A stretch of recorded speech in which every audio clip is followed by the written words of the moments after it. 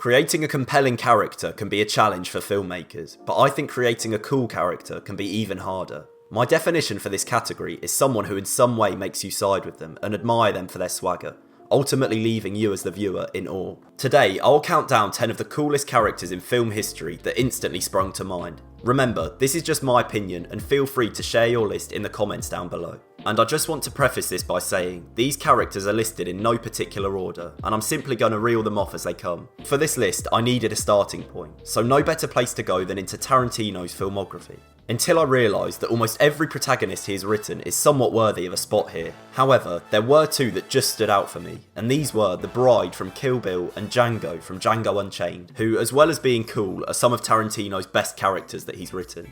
See, you may be wondering why I landed on these, and didn't opt for someone more iconic like Jules from Pulp Fiction. The deal is, I think these two are just more unique, and not your typical protagonist. Each of them wear recognisable costumes, and they are both unlikely heroes, seeking revenge on people who have previously destroyed their lives. On the topic of revenge, I want to talk about the anti-hero from one of my favourite films of all time, Richard from Dead Man's Shoes. This character lives a double life, a broken ex-paratrooper and a gas mask wearing serial killer, who executes his brother's bullies one by one until he has fulfilled his vengeance. And I don't want to go into spoilers, but this film is also terrifying, not only for Richard's notorious boiler suit outfit, but for the disturbing twist ending which further heightens this character's composure. We, as the audience, begin to question how he remains so calm yet menacing throughout the film's runtime. What truly makes this character seem cool isn't only his sturdy appearance, but his swift and tactical strategy to finish what he is set out to do. As a side note, this film also contains one of my favourite scenes in cinema, which is one of the coldest put-downs ever, where Richard is confronted by the antagonist, who is then instantly shut down.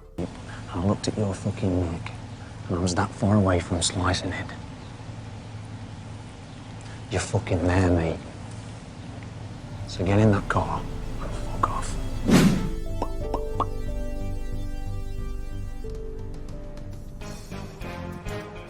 I don't need to say much about James Bond really. He is probably the first character you think of when this topic is brought up. He's sleek, he's dapper, he's just everything we aspire to be. No matter the actor who plays him, he's always effortlessly cool. However, I think Daniel Craig is the pinnacle of 007 in terms of the cool factor.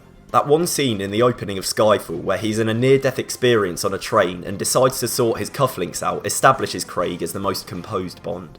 Even his suits and weapons, as well as his looks, make for an embodiment of the male gaze.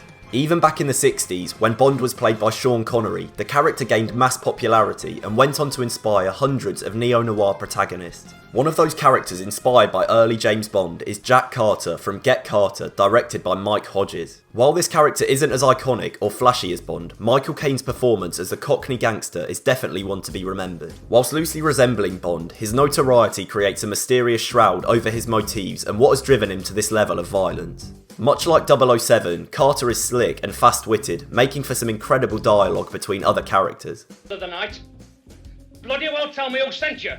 You're a big man, but you're in bad shape. Right? These factors combine for an all-round gem of a protagonist and allow him to slot perfectly onto this list.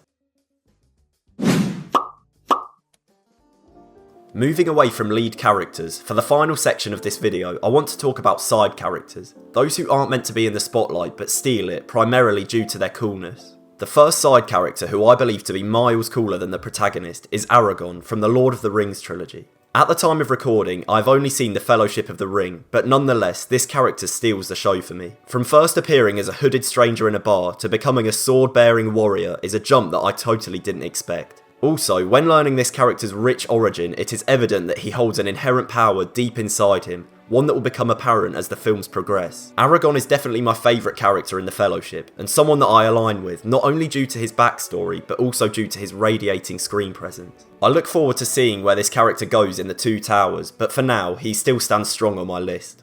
Next up is a character who lands a spot on this list primarily due to his visual style and contrast to the characters in the world around him. The character in question is Spider-Man Noir from Into the Spider-Verse. This character's distinct black and white noir style colour scheme paired with his 1940s trench coat makes for one of the coolest spider suits in the franchise. As well as this, the monochrome colours directly contrast the overwhelmingly vibrant colours in the universe of the film, causing this side character to stand out drastically.